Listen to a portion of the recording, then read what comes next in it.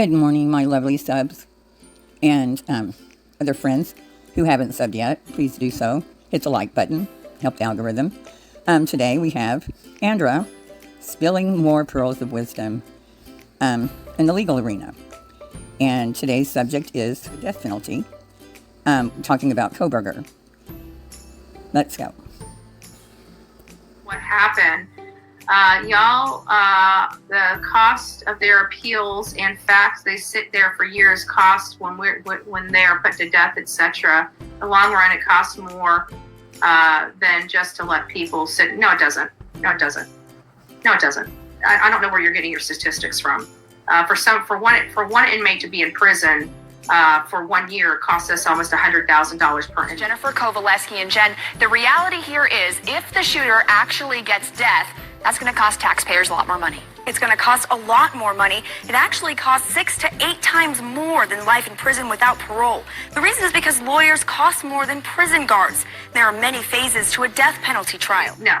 Some of these people can last for 40 years. No, that's wrong. That's wrong. And depending on their medical conditions, it could rise from there. It really could. I'm not sure, Mel, where you're getting your information from, but I would really strongly look into the numbers and crunching the numbers. But no, that is absolutely incorrect. I'm very well versed on, at least here in Florida, how much it costs. In other states, it's even higher than that. Over in California, it costs anywhere between $250,000 to $300,000 per head in a prison. So you've got to look at the costs. But no, that's absolutely incorrect. This is from penaltyinfo.org. The death penalty is far more expensive than a system utilizing life without parole sentences as an alternative punishment. Some of the reasons for the high cost of the death penalty are the longer trials and appeals required when a person's life is on the line, the need for more lawyers and experts on both sides of the case, and the relative rarity of execution. Most defendants who are sentenced to death essentially end up spending life in prison, but at a highly inflated cost because the death penalty was involved in the process. Michael Radlett is a CU professor who studied the death penalty for more than 35 years. He says if the shooter is sentenced to death, it is also very unlikely he'll ever be executed. In the U.S., the average wait time between sentence to execution is about 20 years.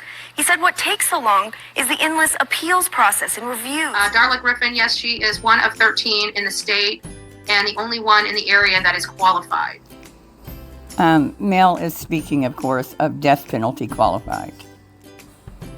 Well, Mel, I have a hard time taking any of because there's been 3 statements that you've made, 2 of them that I completely 100% have information that are contradict your statements. So when you say this, it makes me have to look into it. I don't like you've already made some statements that are untrue, at least to me, from my perspective. So it makes me question everything you say from that point forward. How do you know this? Because I don't like people coming into my chat and I don't mind different perspectives, but you're speaking fact with nothing to support fact. Taylor is one of 13 public defenders in Idaho who were approved to lead a capital punishment case, but the only one in North Idaho, according to the Statesman. Prosecutors have not yet indicted if they will seek the death penalty in Kohberger's case. Yeah, that sentence didn't make sense, but there you go. And I'm not sure if that's necessarily true. 1 of 13 in the state and the only one qualified? I don't necessarily believe that's true. Here is Angela Palermo.